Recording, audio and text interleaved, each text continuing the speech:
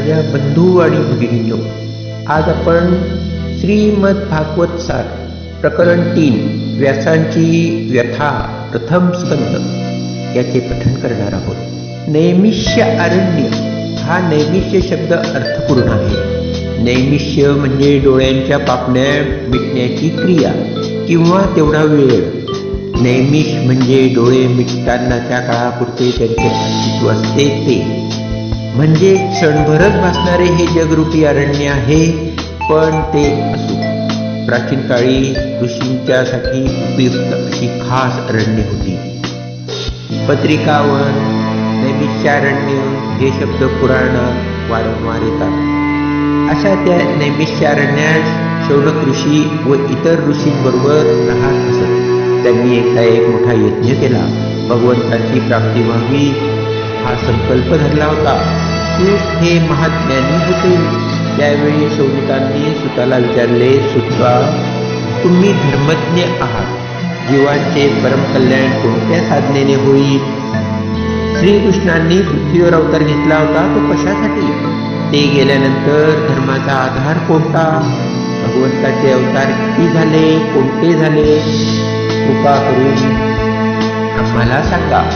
अर्थात सूत म्हणाले, भगवत प्राप्ती हेच ध्येय, ज्ञान वैराग्य युक्त भक्ती हेच साधन, श्रवण कीर्तन ध्यान आराधना सर्व काही श्रीकृष्णांचेच करावे. श्रद्धा व विश्वास या दोन्ही पायांनी भगवंताकडे मन जाते.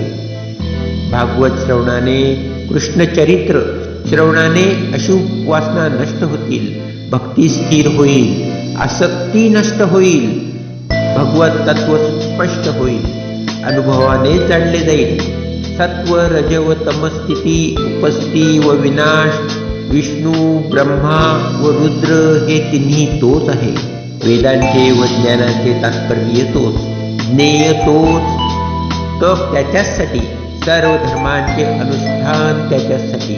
माया व तीन गुण ही त्याची लीला आहे, विलास आहे, तोच परमगती आहे.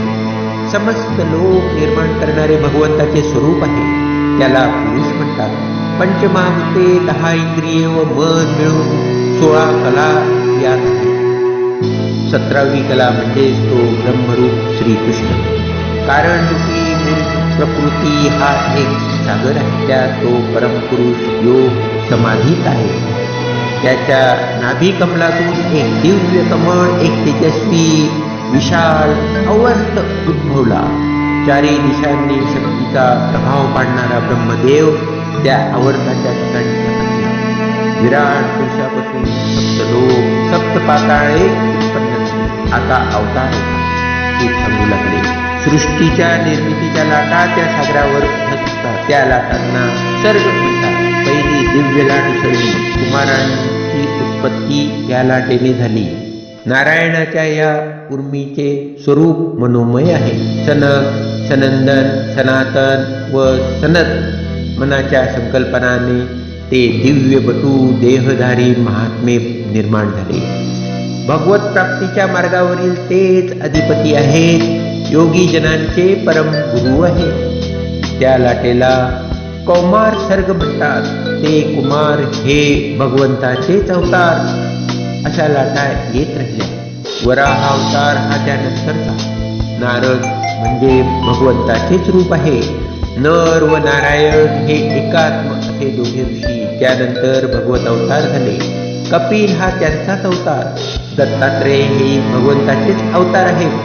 रुची प्रजापतीचा पुत्र यज्ञ म्हणून त्यांनीच अवतार घेतला. ऋषभदेव, पृथू व मत्स्य हे त्यांचेच पुढले अवतार. मत्स्यावतार हा पहिला नव्हे, तो 10वा अवतार. इथून पुढे आणखीन अवतार झाले. ते कूर्म, धन्वंतरी, मोहिनी, नरसिंह, वामन, परशुराम आणि 18वा राम व नंतर 19वा अवतार बलरामाचा आणि 20वा अवतार श्रीकृष्णांचा. आणि पुढे कल्की नावाचं एक अवतार होणार आहे. चंबल ग्रामात विष्णू यश ब्राह्मणांच्या घरी, सर्व धर्मांच्या घरी पुन्हा नीट घालण्यासाठी. पण त्या दुसऱ्या गोष्टी आहेत. आपले जे जड शरीर आहे त्यापेक्षा अव्यक्त अदृश्य असे शरीर आहे, त्यात भगवंताचा अंश शिरतो. तो अव्यक्त अवतार जीव भावात तोच प्राप्त होतो. त्याला पुन्हा पुन्हा जन्ममरणाचे फेरे फिरावे लागतात. त्यामुळे कर्म घडते. कर्मामुळे जन्म, जन्मामुळे कर्म ही साखळी चालूच राहते. पण परमेश्वराची कृपा झाल्यानंतर जीव परमेश्वर रूप होतो. भगवंताच्या सनातन रूपात जन्म मरण नाही. तो सृष्टीची उत्पत्ती करतो, लय करतो. ही त्याची लीला आहे, क्रीडा आहे. तो सृष्टीत असूनही सृष्टीच्या पलीकडचा आहे. सूत सांगत होते. शौनकांनी त्यांना विचारले, परीक्षित राजा व शुकदेव यांची भेट कशी झाली? त्यांनी त्या राजाला भागवत कथा का सांगितली? परीक्षिताचा जन्म कसा झाला? त्याने काय कार्य केले? सगळे नीट सांगा आम्हाला. सुतांनी त्यांना सांगितले, ऋषीजन हो, द्वापार युगात व्यास जन्मले. त्यांनी सर्व वेद एकत्र केले व त्याचे पुन्हा 4 विभाग केले. लोकहितासाठी त्यांनी अनेक पुराणे, महाभारत हे ग्रंथ. पण एवढी लक्षावधी श्लोक रचना करूनही त्यांच्या मनाचे समाधान झाले नाही. आनंद समाधी लागली नाही. काव्याचा आनंद हा ब्रह्मानंदच दुसरा. त्याला ब्रह्मानंदाचा भाऊच म्हटले आहे. व्यासांना काव्य रचनेत कृतार्थता वाटत नव्हती. त्यामुळे त्यांचे मन विषण्ण झाले होते. अशा वेळी नारद मुनीचे तेथे आगमन झाले. खिन्न वदन व्यास आणि चौकस नारद. पहिला प्रश्न, काय हो, आपण आणि उदासीन पुराणे रचली, दैवतांची उपासना लोकांना शिकवली. ते ब्रह्म वैवर्त, ते स्कंद पुराण, ते शिवपुराण, ते वायुपुराण यात स्तोत्रे आहेत. ती आपणच म्हणा, खिन्नता दूर होईल. महाभारताचे तुम्ही करते विषण्ण अर्जुनालाही युद्धाचा उत्साह देणारा उपदेश तुम्ही पंक्तीबद्ध केला. योगाचे परमोच्च शिखर गाठले आणि ही विषण्णता छे, विश्वास बसत नाही.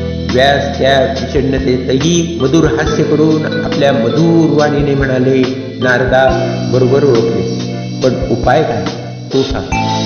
योग बलाने तुलाही माझी अवस्था समजत आहे.